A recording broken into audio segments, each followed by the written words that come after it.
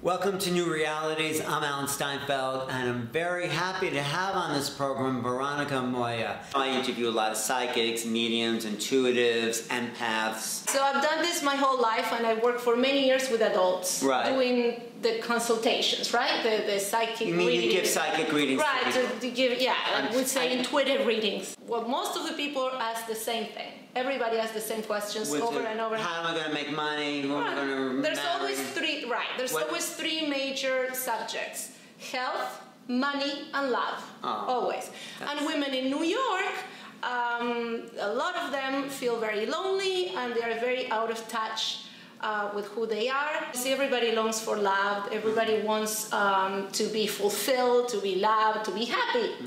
And it seems like a lot of adults have a hard time achieving that happiness, that fulfillment. And that's also why the New Age industry and the self-help industry is so big right now. All these books, all these documentaries. Definitely. I mean, it's a huge market. That's what my audience, you're talking to. That's your audience. You're talking to my people. So I think that it's terrible that we need to get to adulthood to say, hey, wait a minute. What am I doing wrong? How can I find happiness? Once you get to adulthood, in a way, it's too late. You might as well find... It's almost as if, not almost, it's exactly as if you had a 40-year-old learning how to read and write right now. And how to do math and subtract. So let's start them when they're young, how to be happy. We must. That's a good idea. Yeah, no, that's a very good thought of it. You know what? Because what happens is that in school, all we learn is to develop the intellect. The intellectual mind is in overdrive. That's what I do. That's one thing. Yes. Number two, they are so stimulated but outside constantly, and they have to, because they have to learn how to walk, and they learn by watching and repeating what they see. That's why you see the kids, they look like their parents so much, because they copy their parents. They copy the way they walk.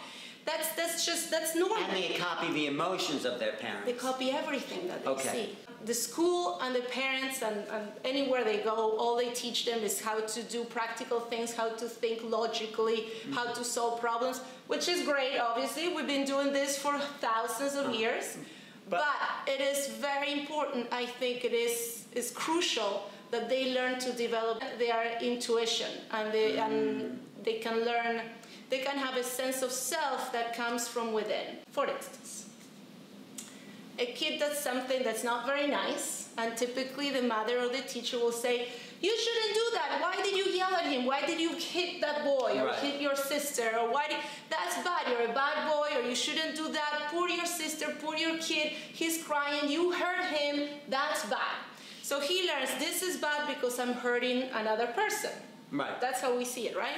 Well, yes and no, not exactly. This is not bad because you're hurting. Sometimes you want to hurt another person because you're angry and you have to express your anger, right? It's okay to hurt another. No, what I think it is more productive is if you allow him to go within and figure out how hurting others hurts himself. So if a kid hits his sister or something, you say to this kid what? Well, we invite them to sit down and to breathe. And there's a series of exercises that will invite him to calm down through breathing and other things, and I have a lot of them, to find that quiet place inside of them.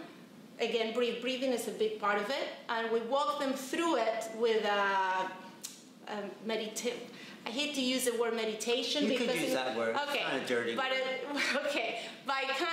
so meditating and visualizing, you know, a nice journey, positive things. When they come out of it, by themselves, they are in a different place. They are completely like another kid, like very calm, very serene. So where they were angry before, now they're in a different state. And they can speak. So now they can talk. And this actually happened in my class one day. I had one kid. He was extremely angry. We didn't know why. He just came in. The father just dropped him off and ran away because he had to do things. He had to run out. So he was very disruptive. He didn't want to take the class. He didn't want to sit. So he kind of waited outside with the receptionist and another mom. My mom was there waiting, so the mom stayed with him. Anyway, he didn't take the class. He kept going in and out and, you know, being very, very upset and very aggressive. And his sister was in the class. So after the class, the sister comes out and he punched the sister. And the mother that was there watching thought it was terrible. Oh, how awful. I'm thinking, well, I'm thinking it's normal. It's, hello, Why did he do that? All right. So then I did what I just told you. So I just sat with him, understanding that he's obviously upset. I don't know why, but long short, he spoke finally after he was able to calm down and breathe. He told me everything that had happened, and quite frankly, poor kid, I understand. He had gone through, so his puppy died. His puppy? Yes. Little dog. Yes. That's not small potatoes, right? He was already upset. And then something else had happened that morning. I don't want to... Yeah. So something else had happened exactly that morning, right before he came to class. So instead, at least the father should have said something. He should have told me. And you know what? Kids don't know how to process their emotional reactions. Right. But when he was given the chance, so in the beginning of the class, we obviously couldn't do that because I had a group of kids, and I just couldn't sit and see what happened. So we did it at the end of the class, and it was, it was wonderful to see the change, and also to see that he was able to express himself, and he felt hurt, and he felt understood. It was wonderful. Now, obviously, this is not something that you use for situations like this. At least this is not what I teach, and this is not the goal. The goal is to teach children to go within and to get to know themselves better for everyday life.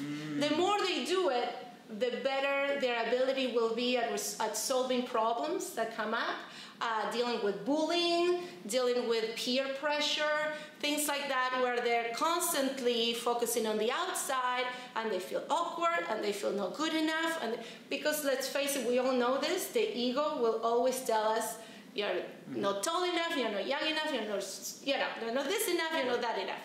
And that starts since we start life. Right, but you don't only just deal with the emotional problems of children, which is very beneficial and important. Yes. You help them develop a psychic outlook. Yes. That is what makes you different. This is what really we want to focus on. You do? All right. Well there's all... Sure. No, the other stuff is important, but this stuff makes you different than just a regular therapist. Right. Yes, this is not right. So I think I help them emotionally, but not through therapy, but just by giving them the tools to go within and get to know themselves. Right. And when you know yourself, you love yourself, and if you love yourself, you're happier, you love other people, and it's a chain reaction. Everything's better.